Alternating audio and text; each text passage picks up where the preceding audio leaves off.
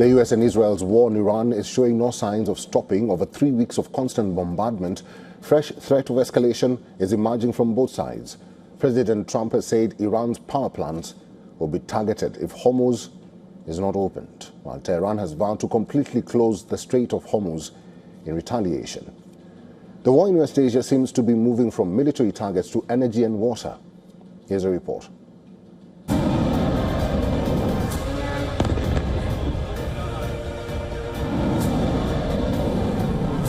Bombs, jets, missiles and drones are flying across West Asia. From land strikes to naval warfare, waves of attacks and counterattacks are offsetting the security calculus, not just in the Persian Gulf, but also for the continents far away. The White House is now threatening to up the stakes.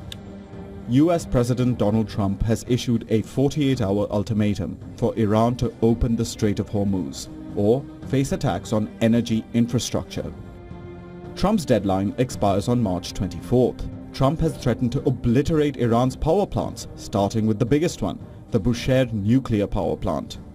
The Damavand natural gas plant is also in the line of fire. Iran has refused to heed Trump's threats.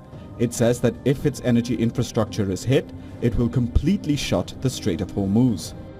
Tehran also says it will blow up major energy facilities across West Asia in retaliation for any US attack jeopardizing its energy security, and it has threatened to plunge the entire Gulf region into the dark.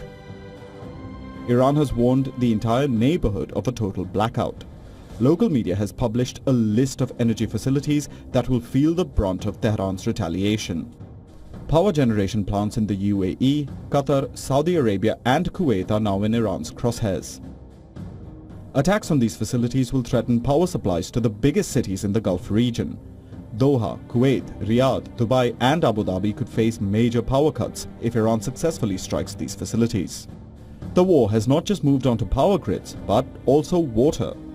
The Arabian Peninsula has massive oil reserves, but it lacks a commodity that fuels life: water.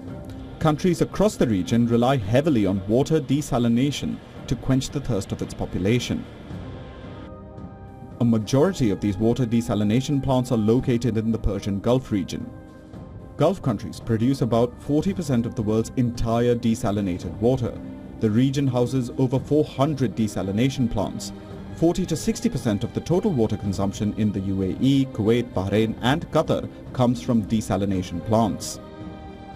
Iran's sworn enemy, Israel, gets over 80% of its water through the desalination process. Attacks on these plants could create a water crisis in the entire region, making life difficult for the common people. A water war is not a distant possibility. Iran has accused the US and Israel of attacking its desalination facility on Qeshm Island. Since then, Bahrain, Kuwait and Dubai have reported attacks on water desalination plants at different intervals. Further escalation could see missiles and drones locking on these facilities. Iran has so far maintained its eye for an eye retaliation tactic. When the US strikes its missile centers, Iran hits back with attacks on US bases. Strikes on its banks invited drones and missiles flying towards American economic assets in West Asia. After attacks on its gas fields, Tehran set multiple gas fields on fire across the region. Now, if the US attacks Iran's energy sites, an expected Iranian retaliation lies on the horizon. Bureau Report, WION. World is One. Mr. Dov Zakhaim is a former Undersecretary of Defense in George W. Bush administration and currently Senior Advisor at the Center for Strategic and International Studies. He is now joining us live from Washington, D.C. Mr. Zakhaim, it's good to see you and thank you very much for your time. What do you make of Trump's threat to Iran, literally twisting their arm and forcing them to reopen the Strait of Hormuz, or he bombs energy plants? And it looks like Iran is calling the ultimatum a bluff and wants to dare Trump. Well, first of all, we know that in the past, Mr. Trump has made threats that he did not carry out immediately, but ultimately did. And so he always remembers and wants to contrast himself with President Obama. If you recall, Obama had a red line about chemical weapons in Syria, but he never did anything about it. and Mr. Trump likes to contrast himself. So he could well, maybe not in 48 hours, but he could well retaliate.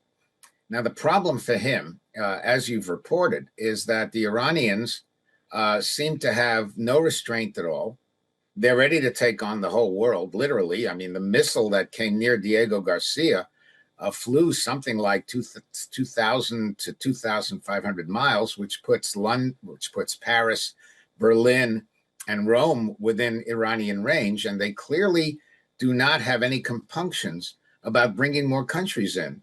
I think the reason they would hit energy targets in the Gulf is because they're hoping that the Gulf states will pressure Trump to back off.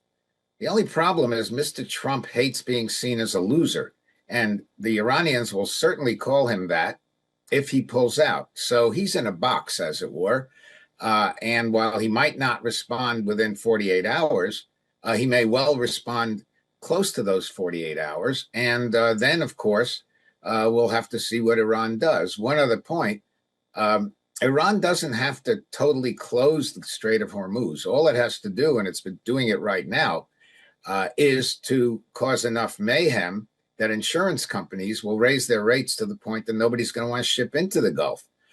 So they have two options, really. One is to knock out basically energy sources from on the Arab side in the hope that the Gulf states will pressure Washington.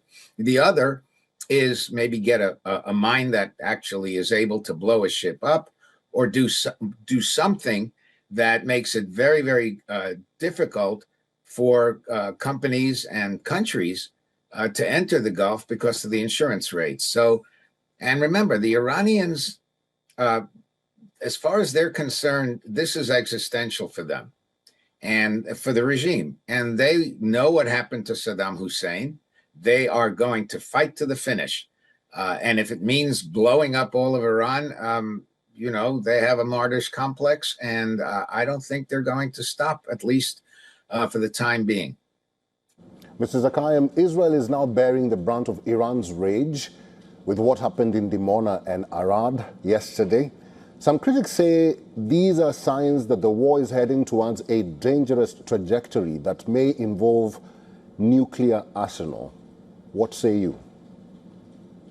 Well, I suspect that if they are able to knock out the Dimona reactor, the Israelis may go nuclear.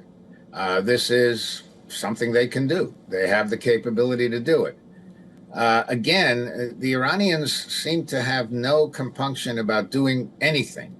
After all said and done, there was nothing that the Gulf states had done to get the Iranians to retaliate against them. There was nothing to retaliate against. It was all Israel and the United States.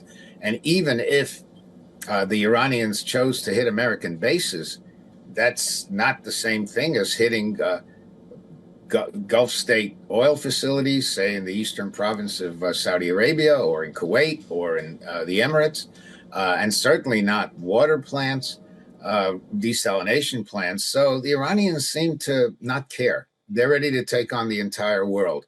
But they have to be careful because the Israelis do have capabilities that the Iranians simply cannot protect against. And remember, at the end of the day, both the United States and Israel have total control of the sky over Iran, of control of the skies.